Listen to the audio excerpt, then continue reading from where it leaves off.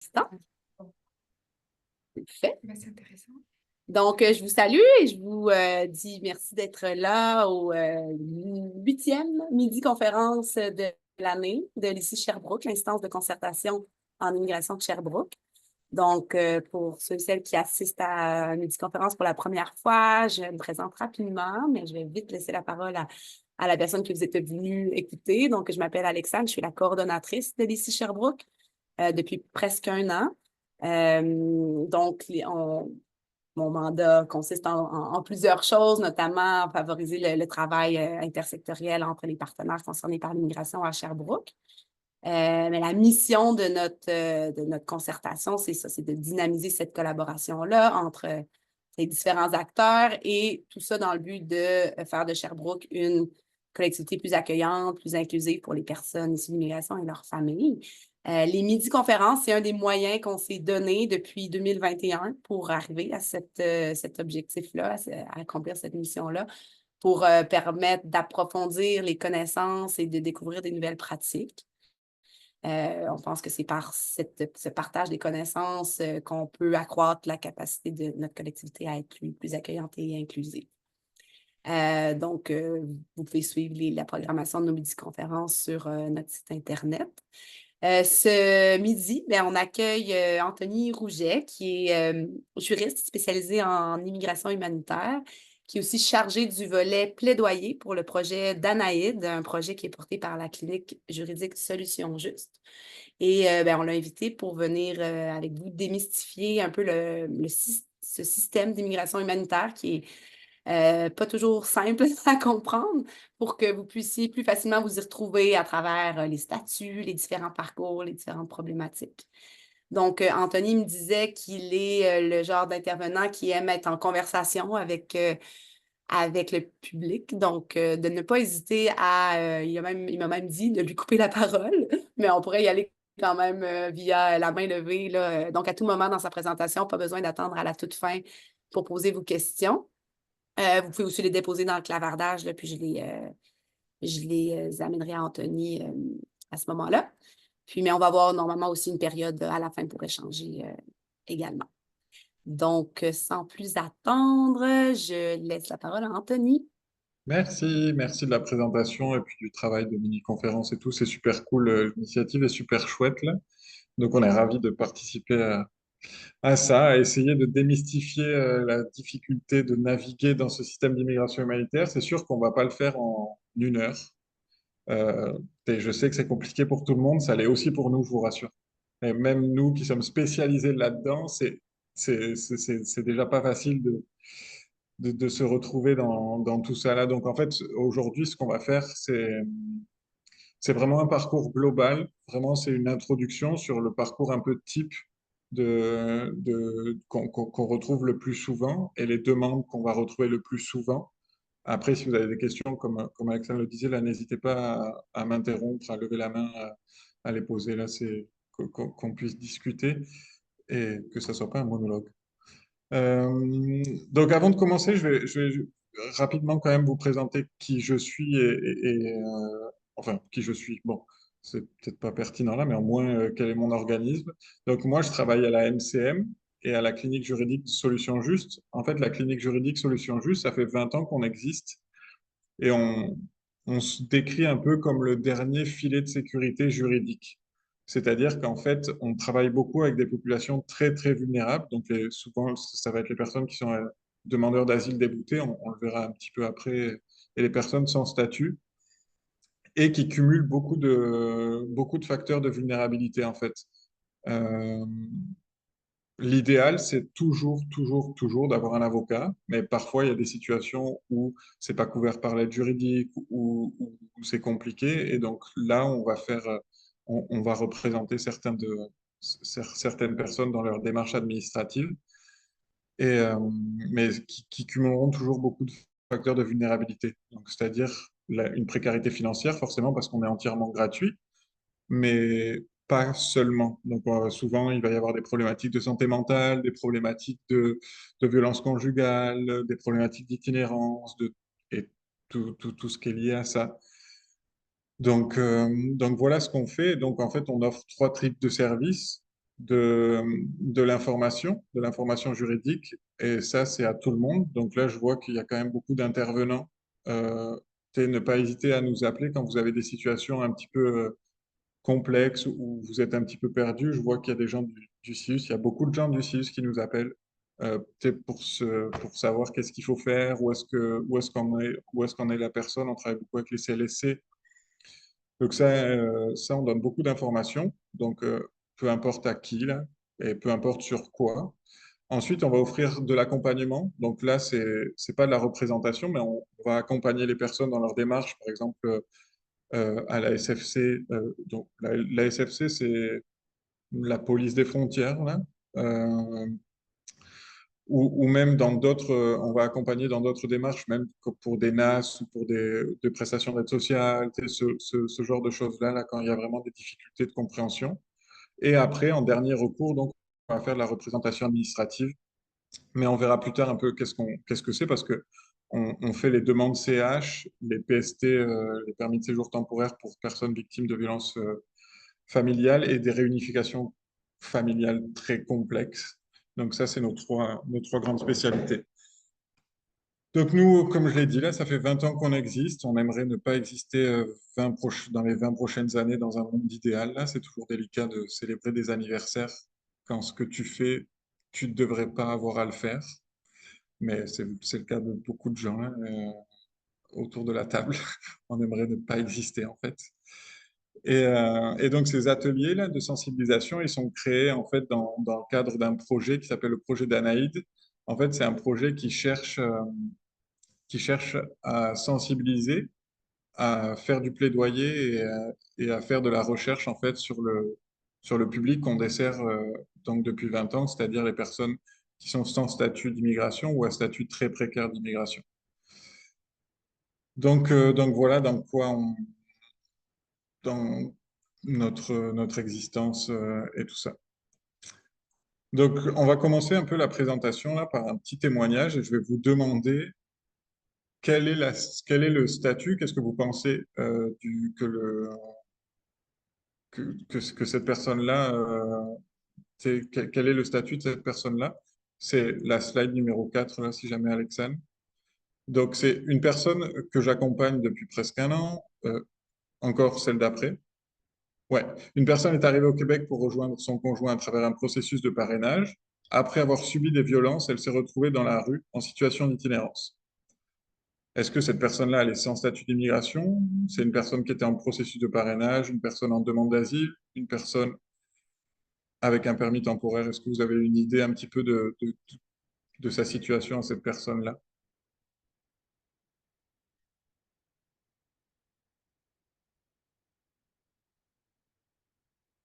Ouais, effectivement, elle était en processus de parrainage. C'est tout? Ouais, permis temporaire. Est-ce qu'elle serait aussi demandeuse d'asile? En fait, c'est ça. L'idée là, c'est que ça pourrait être le cas. En fait, ça pourrait être tous ces statuts. C'est pour bien comprendre que quand on parle de statut d'immigration, souvent on a tendance à dire cette personne-là a ce statut-là d'immigration. Oui, c'est vrai à l'instant T, mais en fait, les statuts sont vraiment mouvants. C'est-à-dire qu'on peut se retrouver avec un statut qui paraît relativement fixe, qui paraît relativement t'es, euh, où tu es serein, là, où tu n'as pas trop de risques ou quoi, et tu peux rapidement tomber sans statut ou rapidement tomber avec des, des permis temporaires. En fait, là, dans ce cadre-là, en fait, euh, la personne arrive au Québec avec un processus donc, de parrainage, donc tout est beau, tout fonctionne bien et tout ça. Et en fait, cette personne-là subit des violences conjugales auprès de son mari ou même de sa femme. Là. Et en fait, du coup, elle va être obligée de tomber sans statut parce que, en fait, pour faire un permis de séjour temporaire ensuite pour personnes victimes de violences familiales, il faut être sans statut. Donc, en fait, on a une succession de statuts différents avec tout ce que ça implique. C'est-à-dire que tomber sans statut, ça offre aucune garantie. Donc, quand on parle de violence conjugale, c'est très difficile de dire à une personne, ben oui, sors de ce site de violence conjugale, mais au niveau de ton statut d'immigration, ben, on verra. On espère qu'on aura un PST derrière. Donc, C'est pas possible. Tout le monde sait comment marche le cycle des violences conjugales. On ne peut pas dire à une personne ce genre de choses-là, ça va en fait finalement l'encourager à rester dans ce cycle-là. Moi-même, si j'étais dans ce cycle-là, ma présence, elle est entièrement liée à mon conjoint. Donc même si ça se passe mal, ben, tant pis, là, je vais rester avec elle et puis on verra. Donc, tu sais, c'est super délicat de ne pas avoir de garantie en termes de statut à ce niveau-là. Mais c'est vraiment juste un exemple, en fait, parce que on peut le décliner sur plein de choses, en fait, sur les statuts temporaires, sur les permis de travail. Je sais qu'en Estrie, il y a beaucoup de permis de travail temporaires. En fait, c'est le même fonctionnement. C'est ce qu'on appelle, en tout cas, moi, ce que j'appelle les permis à dépendance. À partir du moment où on est dépendant d'une personne, que ce soit ton patron, que ce soit ton conjoint, ben forcément, ça crée une situation de vulnérabilité parce qu'on va être inférieur à la personne et on va se mettre dans des situations qui peuvent être délicates et où on n'a pas de réponse juridique assez forte pour ça. Mais bon, c'est une autre question. Donc, on va commencer maintenant vraiment la présentation là avec un survol du parcours d'immigration en début là. On va ensuite faire un parcours d'immigration type humanitaire. Donc, effectivement, chaque parcours est assez unique. Mais là, on va essayer de voir un peu le parcours vraiment type, celui qu'on voit le plus. Et ensuite, on parlera des impacts un petit peu de ces statuts d'immigration ou de l'absence de ces statuts d'immigration. Parce que c'est vrai que c'est quand même assez important, les impacts que ça a. Souvent, on ne se rend pas compte de dire, ah, mais non seulement je ne sais pas ce que c'est qu'un statut, mais je ne sais pas non plus ce que ça a comme conséquence, en fait. Donc, le survol de parcours d'immigration, on peut passer à la slide supplémentaire. Ouais, voilà, c'est ça. Donc, le survol du parcours d'immigration, nous, on va parler vraiment de l'immigration humanitaire. Effectivement, l'immigration de manière très large, ben, et moi, je suis français, on ne va pas parler de mon parcours d'immigration à moi, là. C'est de l'immigration économique, c'est de l'immigration vraiment par choix. Donc, nous, on se concentre vraiment sur l'immigration humanitaire. Donc, en fait, dans l'immigration humanitaire, c'est très difficile de définir réellement ce que c'est que l'immigration humanitaire. Donc, on va voir un peu les grandes demandes dans l'immigration humanitaire. Donc, la première grande demande, celle qu'on connaît le plus, ça va être la demande d'asile. OK? Donc, ça, c'est bon, tout le monde connaît un peu la demande d'asile. Ça va souvent être la première étape. Mais on le verra tout à l'heure dans le parcours type, là, mais ça va souvent être la première étape. Ensuite, la deuxième, qui est la plus connue, c'est la demande de résidence permanente pour considération d'ordre humanitaire. C'est ce qu'on appelle la demande CH. Je ne sais pas si, est-ce qu'il y en a qui en ont déjà entendu parler de cette demande-là?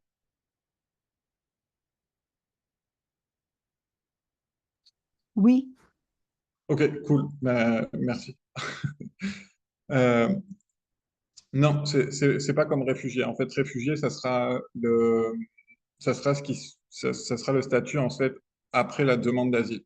Donc en fait, on va avoir un statut de demandeur d'asile. On le verra tout à l'heure là, mais on va avoir un statut de demandeur d'asile. On va faire la demande d'asile pour accéder à ce statut de réfugié.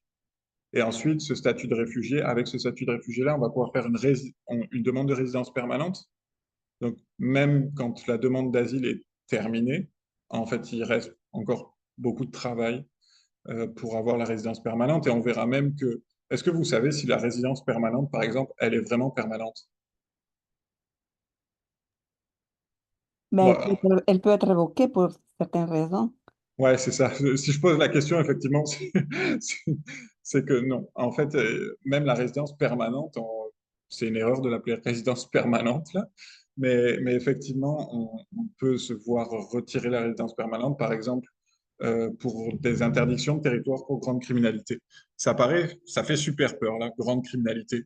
Mais en fait, si je conduis alors que j'ai bu une bière de trop, ce qui est le crime le plus commun au Canada, en fait, je peux tomber sous une interdiction de territoire pour grande criminalité. En fait, la conduite sous capacité affaiblie, c'est considéré comme grande criminalité et ça peut donc révoquer ma résidence permanente et m'interdire de territoire. Donc, donc même, tu sais, on disait tout à l'heure que les statuts étaient mouvants. Ben, en fait, même le fait d'être résident permanent, ben, c'est encore mouvant, quoi. Ensuite, on a les demandes de permis de séjour. Du coup, pour les demandes de... Excuse-moi, Ouais, Anthony. Donc, cette révocation-là, ça s'applique à des résidences permanentes accordées à des réfugiés ou à à n'importe- n'importe quelle résidence permanente où il y a comme n'im- une double.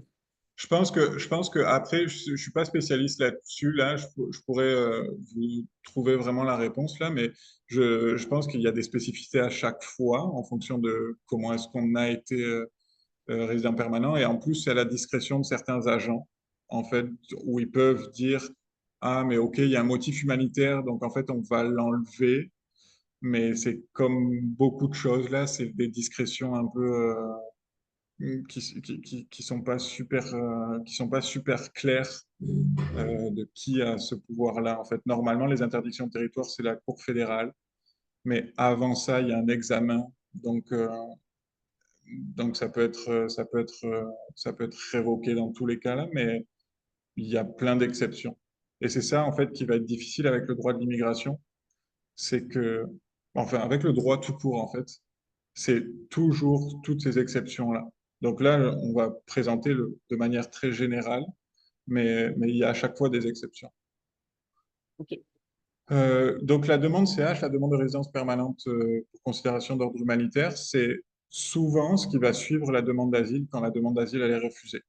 Donc en fait, souvent, ça va être on va le voir tout à l'heure là, c'est l'exemple que je vais vous donner dans le parcours type là. Mais donc c'est une manière d'accéder à la résidence permanente. C'est une autre manière d'accéder à la résidence permanente que celle de la demande d'asile en fait. Parce que la grande différence, c'est qu'elle va prendre en considération plus de choses plus de choses sur la que sur la demande d'asile. On le verra un peu tout à l'heure là, parce que il y a toute une stratégie à adopter et des délais à respecter. Mais pour vous particulièrement, ah, ok, au revoir. Pour vous particulièrement, en tant qu'intervenant, ça peut être intéressant de discuter de ça parce que, en fait, il y a 12 mois. Bon, mais on le verra tout à l'heure là. Mais ensuite, il y a les demandes de permis de séjour temporaires. Donc, nous, on s'occupe beaucoup des PST pour violences familiales. Il y en a aussi pour traite. Donc là, ça serait plus sur les permis de travail fermés. Donc nous, on s'occupe donc des permis de séjour pour violences familiales. C'est quasiment exclusivement de la violence conjugale, donc je ne sais pas trop pourquoi on dit violence familiale, mais donc, comme je l'ai dit tout à l'heure, ça a beaucoup de limites. Ce PST-là a beaucoup de limites. La première limite, c'est qu'il faut être sans statut pour le demander. Donc, du coup, comme on l'a dit tout à l'heure, là, c'est c'est vraiment délicat quand on intervient pour faire des demandes de PST parce que justement, il faut dire à la personne, ben non, mais fais-moi confiance, alors que tu es dans une situation justement d'abus de confiance. Fais-moi confiance, tombe sans statut, donc n'aie plus rien. Et ensuite, on va pouvoir rebondir. Genre, descends au fond de la piscine et on va pouvoir rebondir. Donc ça, c'est vraiment délicat dans ces situations-là. Et l'autre problématique énorme, c'est que la demande, en règle générale, est relativement accessible. Donc le premier PST est relativement accessible. Par contre, là où ça se complexifie, c'est sur les renouvellements de PST. Donc en fait, un PST va nous durer 12 mois, un an, mais souvent, il va falloir le renouveler, en fait, ce PST, et là, il va y avoir des problèmes. On a beaucoup de cas où, par exemple, le DPCP, donc les procureurs de la couronne, euh, vont demander à la personne, à la victime, de témoigner, ok, au procès. Donc là, comme tout le monde ou quoi. Donc du coup, il faut que cette personne-là soit sur le territoire, logiquement. Et d'un autre côté, on va faire la demande de renouvellement de PST où l'agent va nous dire non et il refuse la demande de PST. Donc en fait, on a un ministère du même gouvernement qui va nous dire il faut que cette personne-là soit sur le territoire et un autre ministère qui nous dit non, il faut que cette personne-là quitte le territoire. Bon, ça marche pas là. Donc il y a beaucoup de travail à faire. L'idée est très bonne, je pense, mais il y a beaucoup de travail à faire pour le rendre fonctionnel vraiment. Et ensuite, c'est le regroupement familial. Donc ça, c'est une grande partie aussi de ce qu'on appelle l'immigration humanitaire, là. Donc ça va suivre la résidence permanente. Donc ça va être souvent dans des cas les plus rencontrés, c'est souvent des hommes qui viennent, qui vont faire leur demande d'asile, elle va être acceptée et ensuite ils vont pouvoir faire venir leur famille. Donc, nous, on fait que les cas de regroupement familiaux très complexes. Euh, je ne vais pas forcément rentrer dans les détails de qu'est-ce que c'est que la complexité, mais c'est des processus qui sont un peu plus longs et un peu plus fastidieux là.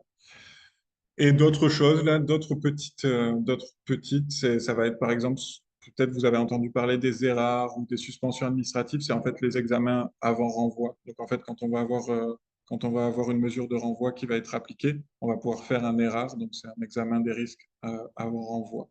Donc ça, c'est le genre de petit, on le verra encore une fois après là. On va pas rentrer dans tous les détails, comme je l'ai dit, il reste déjà 40 minutes, genre 35 minutes. Chaque grande bulle là qu'on voit, chaque process mériterait une formation genre d'une après-midi, quoi. Nous-mêmes, on se forme encore tout le temps parce qu'en plus, les lois changent vraiment, vraiment souvent, notamment sur les demandes d'asile, avec la fermeture du chemin Roxham, avec les 14 jours maintenant, avec l'entente pays tiers sûr. En fait, il y a beaucoup de choses parce que le droit de l'immigration, on est un peu embêté parce que il y a du provincial, du fédéral, des traités internationaux, enfin, il faut s'y retrouver, quoi. Donc maintenant, on va voir donc un parcours type d'immigration humanitaire. Donc le premier point, c'est la slide suivante. Là, c'est l'arrivée au Canada. Donc l'arrivée au Canada, pendant un moment, on parlait beaucoup du chemin Roxham qui a été fermé. Et donc maintenant, on se rend compte que l'arrivée au Canada arrive beaucoup par l'aéroport, ce qui va en fait changer les procédures de demande d'asile. Là, il n'y a pas besoin de rentrer dans autant de détails, mais en fait, c'est des demandes d'asile inland, là, donc ça change les processus là. Mais en tout cas, l'idée, c'est donc d'arriver au Canada et ensuite, on va faire sa demande d'asile. Qu'est-ce qui se passe quand on fait notre demande d'asile? C'est que là, on le voit en haut, on a une mesure de renvoi qui se met automatiquement au-dessus de notre tête. Il faut voir la mesure de renvoi comme une épée de Damoclès qu'ont les demandeurs d'asile au-dessus de la tête. Donc là, la mesure de renvoi apparaît, mais elle n'est pas effective. Donc, c'est-à-dire que notre épée de Damoclès, il n'y a aucune chance qu'elle tombe sur notre tête. Elle est là, mais il n'y a aucune chance qu'elle tombe sur notre tête. Donc, euh, donc voilà. Je rappelle juste que c'est vraiment important, notamment pour les demandes d'asile, je sais que c'est compliqué parfois d'avoir des avocats, mais c'est vraiment très, très important de le faire avec des avocats. Je sais qu'il y a beaucoup de gens qui veulent aider et souvent, nous, les travailleurs de première ligne, un petit peu, on se retrouve avec des situations hyper compliquées où les personnes sont vraiment dans le désarroi et dans la difficulté et tout ça. Et donc, on va se dire, bah, je vais t'aider et puis on va remplir le portail, on va remplir les formulaires ensemble. En fait, c'est hyper compliqué parce que la moindre erreur peut avoir des impacts vraiment grands sur les demandes. Donc, vraiment, il faut essayer de tout faire pour trouver des avocats, pour remplir tout ça là, parce que la moindre erreur, en fait, il faut vraiment imaginer que en remplissant le FDA, par exemple, si vous omettez quelque chose, vous n'allez pas pouvoir le dire ensuite lors de l'audience, et sinon ça va impacter la crédibilité de la personne. Et c'est ça le point le plus important presque que le commissaire va étudier, c'est la crédibilité de la personne, la crédibilité de son histoire. Donc si dans les formulaires, c'est pas la même chose que dans l'audience et tout ça, ça marchera pas. Donc il faut vraiment essayer d'être conseillé par un avocat à ce niveau-là, même si je sais encore une fois que c'est un petit peu compliqué. Donc voilà, on a notre mesure de renvoi au-dessus de la tête, on a fait appel à un avocat, donc tout va bien. Donc ensuite, on va avoir la réponse de la première instance. Donc on va avoir l'audience et ensuite on va avoir la réponse. Donc si la réponse elle est positive, super. Ouais, c'est cette feuille-là. Si la réponse elle est positive, super, on peut faire la demande de résidence permanente. Donc là, encore une fois, le process il n'est pas fini. Une fois qu'on a la réponse positive, là on est réfugié et on va pouvoir faire une demande de résidence permanente pour ça. Donc c'est encore un process qui est long, mais pour le coup qui est purement administratif. Et l'aspect juridique est plus là, et l'épée de Damoclès de la mesure de renvoi est plus là. Euh, Par contre, si elle est négative, hop, donc si elle est négative, on va avoir, euh, il y a des délais à respecter encore une fois, donc c'est pour ça qu'il faut faire appel à des avocats aussi là. C'est parce qu'une fois que l'avocat est au dossier, il va pouvoir suivre ces délais-là. En fait, on a 15 jours pour déposer l'avis d'appel, 30 jours supplémentaires pour envoyer les... Enfin, en fait, c'est compliqué tous ces délais-là, ce qui fait 45 jours, mais du coup... Donc la réponse, elle est négative, on peut faire un recours. Donc on entame ce recours-là maintenant, là. Donc si la réponse, elle est positive au recours, résidence permanente, même process. Euh, Si la réponse, elle est négative maintenant, on a possibilité de faire un deuxième recours, en fait. On va faire un recours à la Cour fédérale. La Cour fédérale, c'est une institution juridique, une cour créée pour résoudre les litiges liés à l'application des lois fédérales. Donc, en fait, là, elle va plus... les premiers tribunaux, ça va être des tribunaux administratifs et indépendants, et la Cour fédérale, c'est vraiment une juridiction canadienne. Donc, c'est ça qui fait la différence. Après, on s'en fiche un peu là, pour le coup. C'est juste, faut savoir qu'il y a cet appel-là. En fait, si cet appel-là, il est reçu, donc si on a un oui, on va on va pas faire comme tout à l'heure où on allait directement à la résidence permanente. On va retourner à la demande d'asile. OK? En fait, du coup, ça va être la cour d'appel qui va dire, monsieur le commissaire, là, vous avez fait une erreur. Ça marche pas votre histoire. Il faut réétudier le dossier. Donc, on va repartir soit au premier point, soit au second, en fonction de là où l'erreur a été. Donc, c'est-à-dire à la SAR ou à la SPR en fonction de quel dossier. Donc ensuite, l'autre, là où nous, on va intervenir, ça va être si la réponse, elle est négative. C'est ça, en fait, qui va être le plus difficile. Donc, à partir du moment où la réponse négative tombe, la mesure de renvoi, maintenant, devient exécutoire. Ça ne veut pas dire qu'on va devoir quitter le territoire là, live, tout de suite, mais ça y est, on a dit tout à l'heure que l'épée de Damoclès, elle est au-dessus de notre tête et qu'elle ne pouvait pas tomber. Ça y est, maintenant, elle peut tomber. Donc, en fait, à partir de là, tous les jours, quand vous allez ouvrir votre boîte aux lettres, vous avez le risque de tomber sur la lettre de la SFC qui vous donne un rendez-vous pour, euh, pour votre retour. Ça paraît rien du tout, mais en vrai, c'est un impact énorme et c'est vraiment énorme sur la vie quotidienne. Et ça impacte beaucoup de choses. C'est-à-dire que euh, je vais ne plus me sentir légitime d'être ici. Je vais quand même avoir des droits en tant que demandeur d'asile débouté, mais est-ce que je vais aller voir la police si jamais je me fais voler mon téléphone? Ou ce genre de truc vraiment basique qu'on pourrait avoir tous là, ou même est-ce que je vais aller chez le médecin à l'hôpital si je me suis, je sais pas, cassé la cheville? Ben, en fait, des réponses qui sont hyper simples pour nous, où on va dire, ben, oui, c'est évident, là, je me suis fait voler mon téléphone, je vais aller à la police, je me suis fait mal à la cheville, je vais aller à l'hôpital. Ben, en fait, à ce moment-là, pour ces personnes-là, c'est pas si simple que ça. Et je vais vraiment me poser la question de dire, mais en fait, si je vais à la police, est-ce qu'ils vont voir que j'ai un mandat d'arrêt? Mais est-ce que j'ai un mandat d'arrêt? Mais est-ce que j'ai une mesure de renvoi? Et du coup, je vais peut-être pas y aller. Donc, ça a vraiment des implications vraiment grandes sur la vie de tous les jours, en fait, cette mesure de renvoi-là. Cette mesure de renvoi-là, donc, elle devient effective, donc, elle est exécutoire, elle devient... Ouais. Ben, je vois qu'il y a une main levée, donc je ne sais pas si tu voulais prendre la question. Oui, oui, oui, j'avais pas vu qu'il y avait une... Oui, on peut poser des questions. Ouais, C'est ouais, ouais. juste, c'est un approximatif de combien de temps? On peut imaginer combien de temps s'est déroulé depuis l'arrivée au Canada, puis mettons qu'on est rendu là, à la réponse négative avec la demande de résidence, la situation typique que vous précisez, combien de temps il s'est passé à peu près? On ne sait pas trop. En fait, ça va dépendre. C'est très fluctuant. Il y a les délais qui sont mis, les délais officiels qui sont mis sur le site de IRCC là. Quand vous tapez le délai pour n'importe quel processus, vous allez avoir les délais marqués là. Mais en fait, ça dépend de beaucoup, beaucoup de choses. Déjà, ça dépend de si la demande d'asile elle va jusqu'à la Cour fédérale, si elle est renvoyée, si elle est, et qu'après on reprend tout le process, s'il y a des difficultés à l'intérieur, parce que encore une fois, là, c'est le parcours type, mais en fait, il y a plein d'exceptions potentielles. L'idée, là, si jamais vous voulez avoir des délais pour pouvoir, tu sais, par exemple, expliquer ça aux personnes que vous suivez ou quoi, c'est d'aller sur le site de IRCC avec les délais qui sont marqués. On n'utilise que ces délais-là pour nous, pour aiguiller là parce que c'est trop fluctuant pour avoir, nous, des idées de délai vraiment. OK, Et merci. ça va être pareil d'ailleurs sur la mesure de renvoi.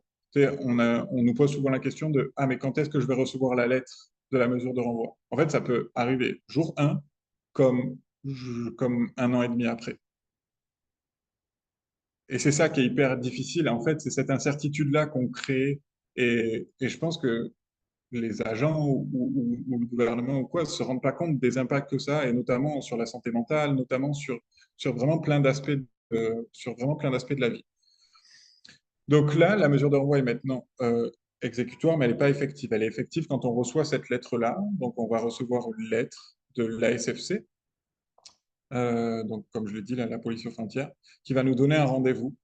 Donc en fait, on va aller au rendez-vous et prévoir le retour dans le pays d'origine. Ce rendez-vous-là, il faut y aller. Souvent, moi, on me pose la question de est-ce que j'y vais ou pas. Parce qu'en France, c'était différent et et l'idée, c'était de ne pas se présenter. Mais ici, c'est différent. Déjà, je donne pas de conseils. Je dis juste que ben, tu reçois quelque chose, il faut y aller. Mais en fait, comment ça se passe? C'est que une fois une fois qu'on a cet entretien-là, on va nous proposer les races, donc l'examen de risque avoir envoi. Donc ça, c'est une possibilité. Et l'autre chose, c'est que souvent, les personnes n'ont pas de passeport. Et donc, ça va demander beaucoup de temps pour que la SFC cherche les autorisations nécessaires pour pouvoir renvoyer la personne. Et je parle de temps parce que c'est super important. Le temps ici, il est super important parce qu'en fait, l'idée, c'est de faire une demande de résidence permanente pour considération d'ordre humanitaire, la demande CH. Cette demande CH-là, en fait, elle peut être faite seulement 12 mois après la réponse négative. Donc, en fait, pendant ces 12 mois-là, on va essayer de gagner du temps pour arriver à ces 12 mois-là pour déposer une demande CH. Donc, si on n'a pas le passeport, bon, ça rallonge le temps. Si on reçoit pas si on reçoit pas la lettre de convocation de la SFC, bon, ça rajoute du temps. Donc, tant mieux. Après, il y a encore une fois des possibilités de suspension administrative, d'erreur ou quoi, mais c'est vraiment spécifique là. On parle vraiment de manière générale. Donc, on va essayer de gagner du temps. C'est important dans le cadre de la demande CH, elle ne suspend pas la mesure de renvoi. Donc, même quand je vais avoir mes 12 mois là, et que je vais commencer ma demande de résidence permanente pour considération humanitaire, en fait, le temps d'examen de cette demande-là et tout ça, là, ça ne suspend pas cette mesure de renvoi.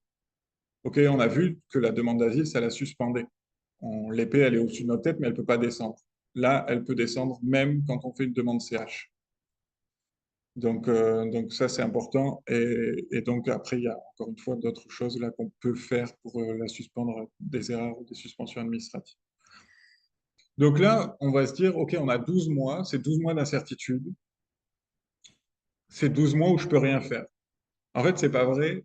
Euh, Nous, en tant qu'intervenants, on doit essayer de renforcer notre demande CH. Comment est-ce qu'on la renforce? En fait, c'est que dans la demande CH, il y a des choses qui sont prises en considération, et notamment l'aspect santé, mais aussi l'aspect intégration. Donc, en fait, là, on va essayer de faire en sorte de travailler, faire du bénévolat, apprendre le français, se créer un tissu de connexion. Dire, bah oui, en fait, cette personne-là, elle s'est intégrée, je sais pas, dans l'église ou, tu sais, peu importe, là, peu importe, mais parce qu'en fait, dans la demande CH, on va pouvoir joindre des témoignages de personnes. Là, par exemple, nous tous, on pourrait envoyer une lettre de témoignage en disant, bah oui, cette personne-là s'est intégrée, cette personne-là, bah, est vraiment importante dans ma communauté parce qu'elle nous aide à faire ça, et ce genre de choses-là qui renforcent les demandes CH. Donc, il ne faut pas juste patienter ces 12 mois où on ne peut pas la soumettre, mais vraiment essayer de commencer à la préparer. Donc, avec des intervenants, avec des cours de français, avec ce genre de choses-là. Et ensuite, une fois que donc, la demande CH est acceptée, c'est toujours pas fini, puisque du coup, elle est acceptée en principe. Et ensuite, on va devoir encore une fois faire la demande de résidence permanente.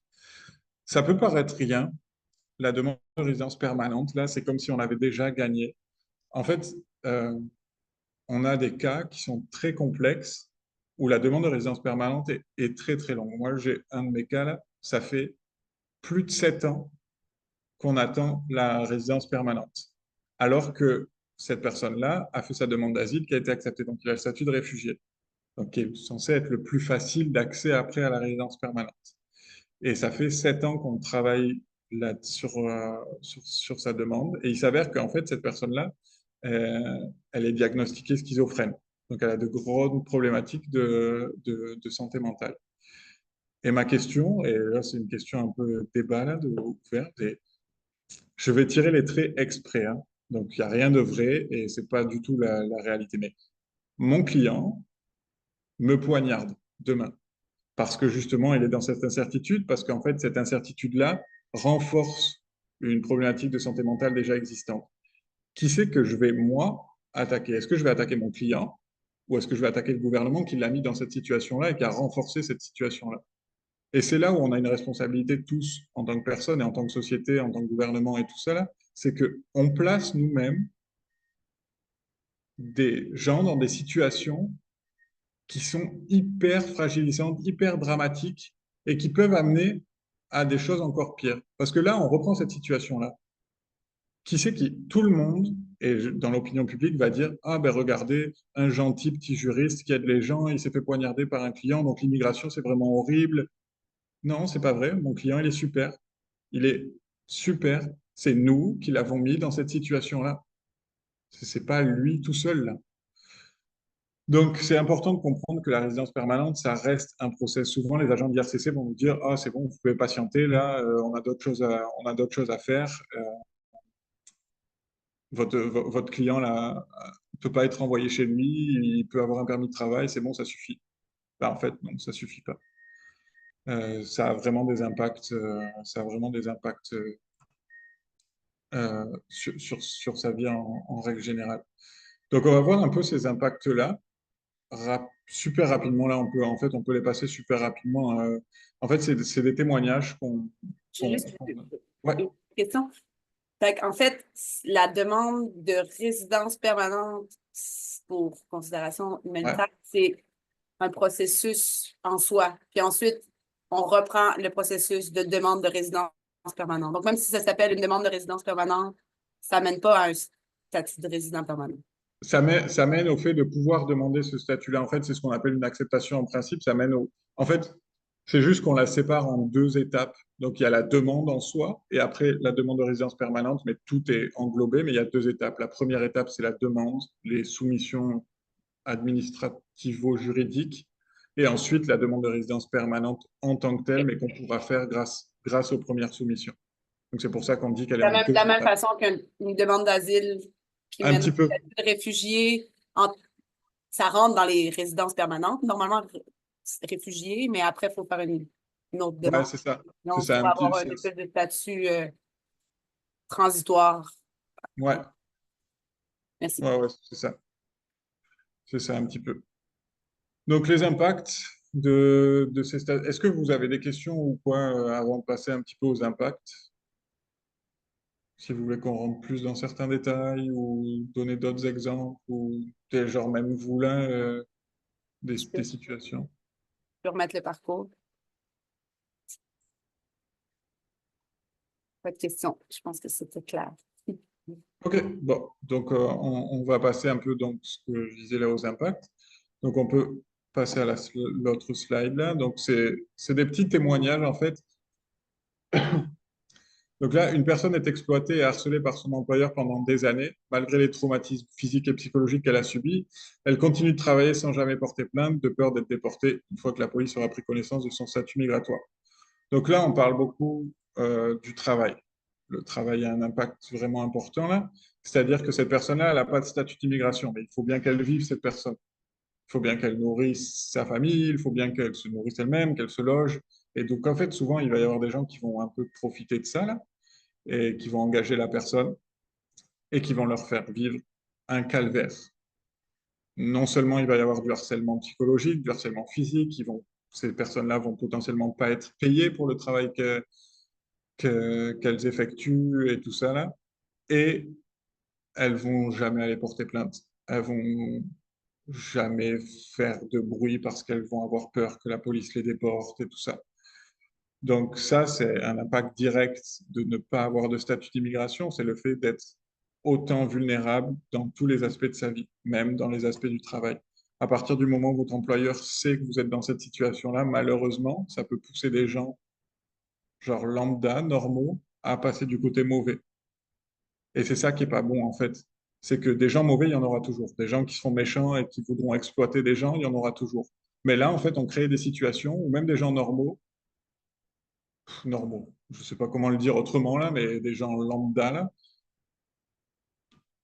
vont se poser des questions sur exploiter une personne. Souvent, on a tendance à dire, bah, elle est mieux ici que ailleurs de toute façon.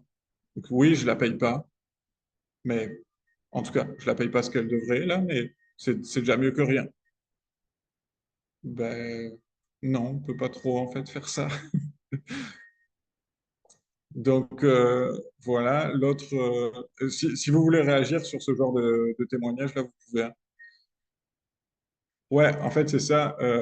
Effectivement, elle a le droit à la CNST. Heureusement, il y a des organismes juridiques qui les aident. Donc, par exemple, le Centre de travailleurs et travailleuses pour immigrants et immigrantes, le CTTI, les aide beaucoup sur tout ça.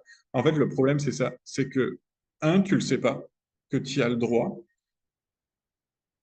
Et deux, est-ce que vraiment, dans cette situation-là, on peut pas oublier tous les traumas du parcours? C'est-à-dire qu'en fait, j'ai perdu toute confiance dans le système. J'ai perdu toute confiance dans les gens de manière générale et tout ça. Je vais me renfermer sur moi-même. Je vais pas vouloir demander de l'aide. Je vais pas avoir confiance parce qu'en fait, on m'a déjà dit qu'on allait m'aider. En fait, on a déjà dit tout ça et c'est ça qui m'a mis dans cette situation sans statut maintenant. J'ai déjà payé des centaines de milliers de dollars à des faux avocats, à, je sais pas, un faux consultant. à- Donc, en fait, c'est pas si simple que ça. Oui, il y a le droit, oui, il y a des mécanismes de droit mais qui marchent pas de manière fonctionnelle. Et c'est ça qui est un vrai problème là, c'est de ramener la réalité du terrain à la réalité juridique. Nous, souvent, les juristes, on a tendance à... En fait, ma conjointe est travailleuse sociale et on se prenait beaucoup la tête au début sur ah mais non mais ça peut pas exister parce qu'en droit ça n'existe pas et en droit tu as le droit de faire ça. Et elle me disait voilà n'importe quoi en vrai ça marche pas ton truc. Et avant d'être comme ça en première ligne là, j'étais persuadé de non, j'étais persuadé que le droit avait préséance sur tout et que donc oui, il y a des droits, il y a le droit au service de la CNST, mais en pratique, c'est beaucoup plus compliqué. Mais dans un cas comme ça, l'idéal, c'est vraiment de contacter le CTTI. Je ne sais pas si vous connaissez le CTTI, je ne sais pas. Il me semblait qu'ils ont des antennes un peu ailleurs qu'à Montréal, là. Mais de toute façon, ils se déplacent, je pense. Donc, dans des situations comme ça, vous pouvez y aller. Et ils vont vous aider. C'est vraiment leur spécialité, ils sont vraiment, vraiment excellents là-dedans. Ensuite, une personne exprime des pensées suicidaires, mais elle ne peut pas bénéficier d'un suivi malgré son désir de recevoir de l'aide. C'est, encore une fois, c'est problématique de santé mentale. C'est que le fait d'être sans statut ou le fait parfois d'avoir des statuts qui sont transitoires ou ouvrent pas à plein de services. Et des services qui sont vraiment importants. Comme là, on parle, donc, si je me souviens bien, c'était quelqu'un qui voulait aller voir un psychologue ou qui voulait aller... ouais, c'est ça, qui voulait avoir un psychologue parce que ça allait pas du tout, euh, mais qui pouvait rien faire et qui n'avait pas accès à ça, ou alors c'était beaucoup trop cher. Et du coup, là, on se retrouve, nous, à pas savoir quoi faire. Là, on peut pas laisser une personne qui nous exprime, tu sais, c'est déjà hyper difficile d'exprimer ces pensées-là. On peut pas laisser une personne qui exprime ces pensées-là tout seul sans en lui disant ben, désolé, t'as pas le droit. En fait, le PFSI quand on est sans statut, non. Le PFSI, on va l'avoir quand on va être demandeur d'asile débouté. Donc ça on va l'avoir quand même. Mais ce statut de demandeur d'asile débouté qui ouvre des droits comme le PFSI, comme un permis de travail, Ça a peut-être changé. Non. Euh, une fois qu'on a la mesure de renvoi qui est arrivée, la lettre, on s'est présenté à la SFC, mais on ne s'est pas présenté au retour exactement, ben, on va tomber sans statut. Et là, pour le coup, on aura le droit un petit peu à rien, en fait, parce que tu n'es pas censé être sur le territoire. Et c'est là les situations les plus dramatiques qu'on va avoir, et c'est avec ces personnes-là qu'on travaille le plus, parce que du coup, en fait, on va retrouver beaucoup de personnes qui vont être en situation d'itinérance, qui vont être dans des centres d'hébergement, des personnes qui vont être justement exploitées, ce genre de cas-là. Donc c'est ça. Ensuite, le prochain témoignage, c'est une personne qui en tant que ça peut paraître rien. En vrai, ça peut paraître rien. Je l'ai mis quand même parce que moi, ça m'avait fait vraiment quelque chose là, mais peut-être que vous non là, vous me direz si ça vous parle ou pas. Une personne en tant que son neveu de 5 ans demande de lui parler. Et cette personne-là, elle est super émue et en même temps, elle a le cœur brisé. Pourquoi? En fait, parce qu'elle l'avait jamais rencontré, ce neveu. En fait, cette personne-là était arrivée et avait fait une demande d'asile. Et donc, cette personne avait eu la demande d'asile et elle avait eu la résidence permanente. Et donc, elle a commencé à faire un processus de réunification familiale très complexe parce qu'en fait, c'était ses sœurs qu'on essayait de faire venir là. Et donc, entre-temps, entre le moment où il était parti de son pays d'origine et ce moment-là où on était en train de faire ce processus, euh, ben, en fait, sa sœur a eu un enfant. Et cet enfant-là, il avait 5 ans, donc c'est pour vous dire à quel point c'est long, les processus, non seulement de demande d'asile, puis de résidence permanente, puis de réunification familiale. Et en fait, elle m'a raconté ça, cette personne-là, avec les larmes aux yeux, vraiment en disant, ben, en fait, je suis tellement heureux que mon neveu connaisse mon existence, mais en même temps, ça me brise le cœur de l'avoir jamais rencontré, d'être éloigné de ma famille, des gens qui me sont proches et que j'aime et qui m'aiment, quoi. Donc, ça peut paraître rien du tout, encore une fois. Ça, on va lire ça là, on va dire, ben là, ça va, c'est pas grave, 5 ans, c'est rien, c'est que ton neveu, c'est pas ton fils. Je sais pas ce qu'on pourrait dire, mais le fait est que cette personne-là était dans une grande, grande détresse à cause de ça. Et encore une fois, c'est à cause de nos délais, à nous, qu'on a mis cette personne-là dans une situation comme ça. Et le dernier témoignage, et puis après on pourra discuter un petit peu là. Une personne a terminé son école secondaire avec mention excellente, mais elle n'a pas pu accéder aux études dans les cégeps ou les universités. Son rêve d'études et ses ambitions de devenir avocate se sont effondrés après avoir fait la demande d'admission qui a été refusée en raison de son statut migratoire. Donc là, c'était toutes les questions de permis d'études qui étaient octroyés, pas octroyés, euh, parce qu'il faut savoir que ces règles-là changent tout le temps. Ça a encore changé il y a vraiment pas longtemps. J'ai vu que, je ne sais pas si je me trompe là, mais j'ai vu qu'il me semblait qu'il y avait des personnes qui étaient d'un cégep, non? J'essaie de regarder. Ouais, ouais. Je pense qu'on avait possiblement la personne responsable du programme de francisation au Cégep de Sherbrooke. Ok. Ah ouais, ok. Oui, bonjour, je suis ici. T'es là, Louisiane. C'est quoi la question, en fait? Non, mais comme il faisait référence à un cas lié à l'éducation puis à l'accès au Cégep, là. Tu sais, sur les permis d'études et tout ça, en fait, on a souvent tendance à réduire ces personnes-là à des besoins essentiels. Et on va dire, ben, tu sais, les besoins essentiels, ça va être tu sais, trouver un logement, travailler et tout ça. Mais en tout cas, Ça, c'est le c'est département d'internalisation qui s'en occupe pour les élèves internationaux qui viennent pour certains programmes, mais chaque programme a des critères d'admission aussi. Donc, c'est vraiment différent des programmes francisation. OK. Oui, oui, en plus, c'est même pas une généralité et tout, c'est juste une situation qui a pu arriver. Mais Ouais. du coup, ouais, ce que je voulais dire vraiment, c'était, on a tendance, là, on a vu, tu sais, c'est lié au travail, lié à des besoins assez primaires, là, de pourquoi est-ce qu'on vit en société. Mais en fait, ces personnes-là, là, tu arrives dans un pays, tu as fui quelque chose de dramatique ou pas. Tu sais, as des rêves, tu as des envies, tu as des choses que tu veux faire et des choses que tu peux apporter à la société. Tu veux pas juste travailler pour manger, là. Et j'étais médecin dans mon pays et la reconnaissance de diplôme fonctionne pas et du coup, ben, je me retrouve à faire. Il y a beaucoup de recherches là. Il y a un, un universitaire intéressant qui faisait une recherche sur Uber et genre les parcours des gens qui font chauffeur Uber. Et c'est hyper intéressant. Si vous êtes intéressé, là, je pourrais essayer de retrouver sa recherche là, mais c'est hyper intéressant de voir ça là, parce qu'en fait, on se dit, mais quel genre de société on est pour pouvoir se priver de gens aussi exceptionnels, avec des talents aussi exceptionnels, des connaissances aussi exceptionnelles, une culture qui est une vision qui est complètement différente et qui peut nous apporter tellement de choses en leur disant, bah non, désolé mon pote, tu vas faire que ça. Et moi, je te reconnaîtrai rien et tu pourras faire que ça. Non pas que ça soit dévalorisant de faire que ça, là, mais c'est juste qu'ils aspirent à autre chose, ils ont d'autres rêves, d'autres ambitions, et c'est comme s'ils n'avaient pas le droit de rêver. C'est comme si tu n'avais pas le droit à ça.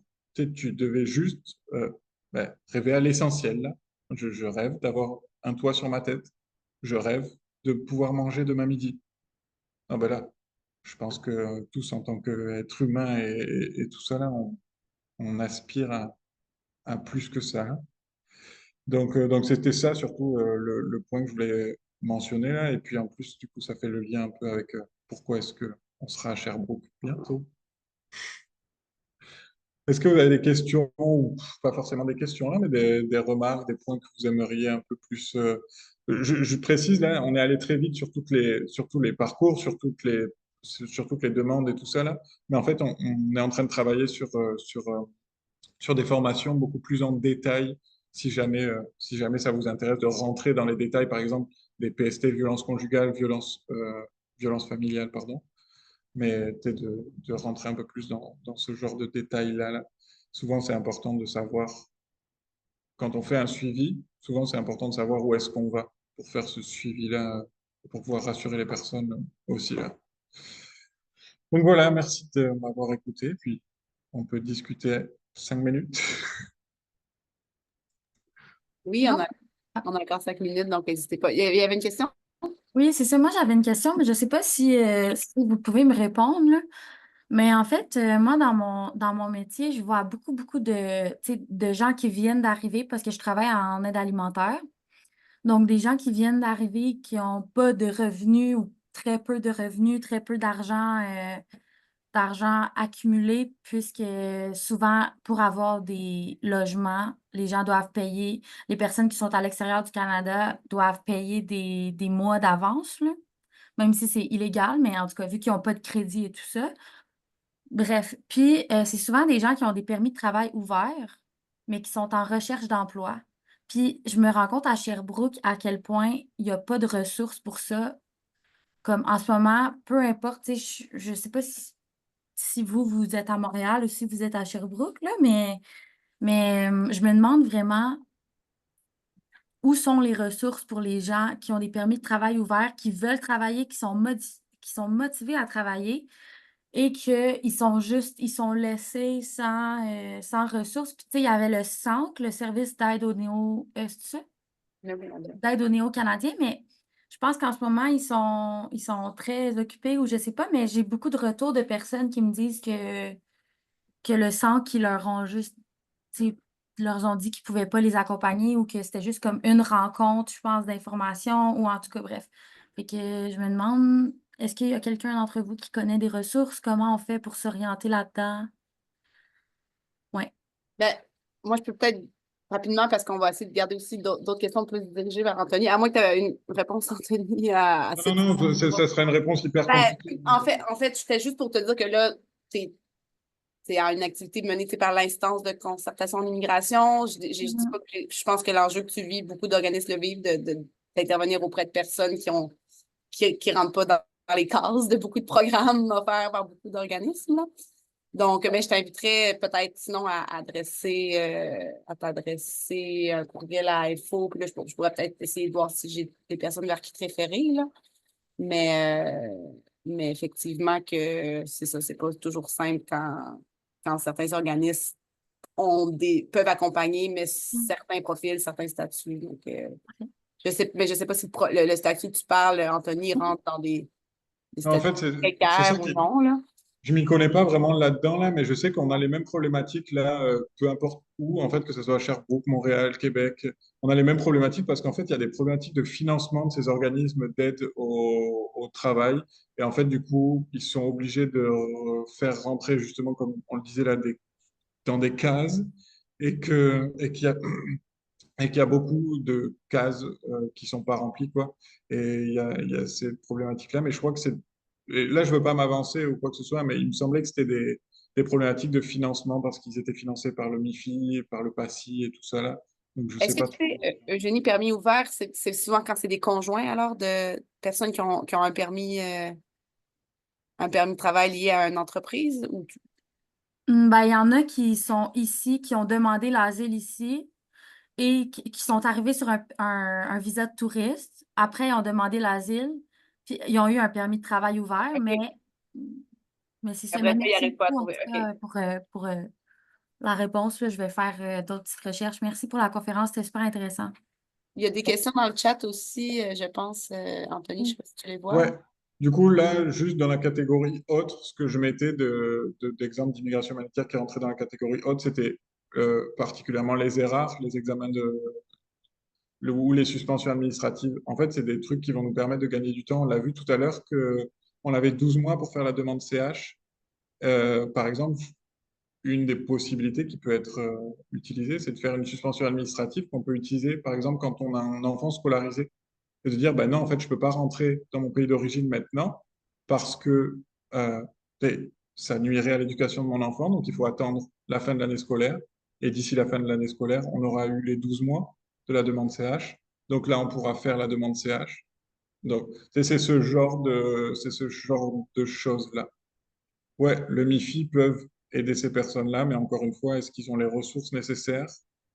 Je peux affirmer que non, mais Ben, c'est vrai que le service, Eugénie, peut-être aller regarder aussi le service Accompagnement Québec, là. Ils ont des agents d'aide à l'immigration. Puis là, moi, je n'étais pas certaine, mais Mercedes dit qu'ils sont comme éligibles, là. J'ai encore du mal à m'y retrouver sur quel programme, pour quel statut, mais effectivement, qu'ils ont des agents d'aide à l'intégration. Ça se fait en ligne, par contre. Donc, des fois, il faut quand même que ce soit des personnes qui ont certaines compétences numériques ou quelqu'un qui peut les accompagner là.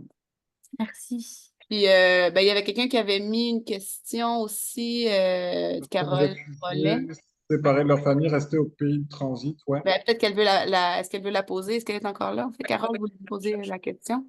Je suis là. Est-ce que vous m'entendez? Oui. Oui. Parfait.